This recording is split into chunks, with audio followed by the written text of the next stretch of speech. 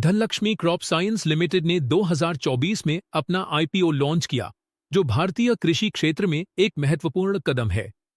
Company विशेष रूप से कपास के बीजों और कृषि संबंधित उत्पादों का उत्पादन करती है।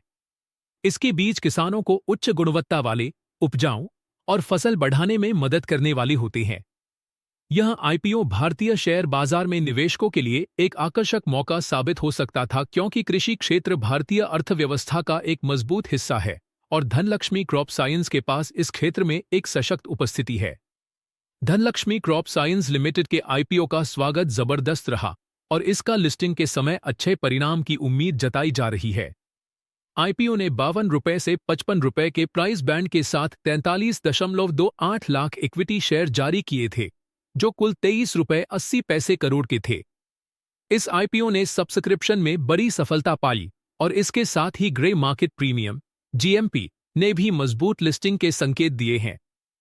14 दिसंबर 2024 तक जीएमपी 50 रुपये था, जिससे इसका संभावित लिस्टिंग प्राइस 105 रुपये तक पहुंच सकता है। कंपनी का उद्देश्य इन फंड्स का इस्तेमाल कार्यशील पूंजी की आवश्यकता, इश्यू से जुड़ी खर्चों और अन्य कॉरपोरेट उद्देश्यों के लिए कर रही है। कंपनी ने 2005 में शुरुआत की थी और आज यह भारत के प्रमुख कृषि उत्पादक कंपनियों में से एक बन चुकी है। इसका मुख्य उत्पाद कपास के बीज अब तक उसके व्यापार का एक प्रमुख हिस्सा रही हैं। आईपीओ की लिस्टिंग 16 दिसंबर 2024 को एनएसई एसएमई पर होने की उम्मीद है और निवेशकों को यह अवसर मिलेगा कि वे कंपनी के विकास को देख सके और लाभ उठा सके। धनलक्ष्मी क्रॉप साइंस लिमिटेड ने 2024 में अपना आईपीओ लॉन्च किया, जो भारतीय कृषि क्षेत्र में एक महत्वपूर्ण कदम है।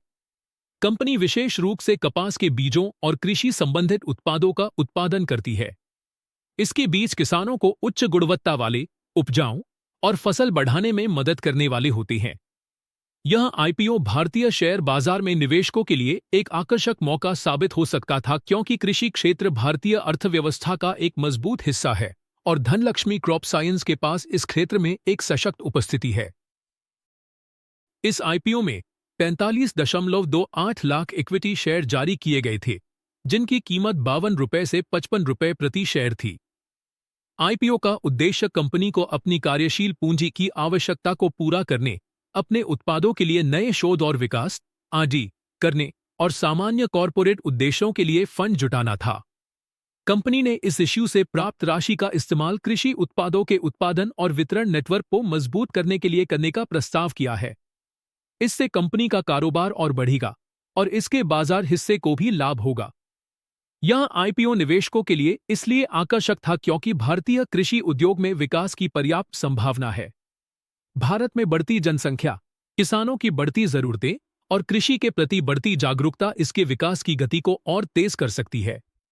धनलक्ष्मी क्रॉप साइंस ने अपने उत्पादन और वितरण नेटवर्क को लेकर भी महत्वपूर्ण निवेश किए हैं, जिससे उसकी बाजार में स्थिति और मजबूत हो सकती है। आईपीओ के तहत शेयरों का आवंटन भी निवेशकों के लिए आकर्षक था। रिटेल निवेशकों के लिए 35% हिस्सा निर्धारित किया गया था, जबकि HNI high net worth individuals निवेशकों के लिए 15% शेयरों का आवंटन किया गया था। इसके अलावा इस आईपीओ में ग्रे मार्केट प्रीमियम (जीएमपी) का भी काफी महत्वपूर्ण योगदान रहा।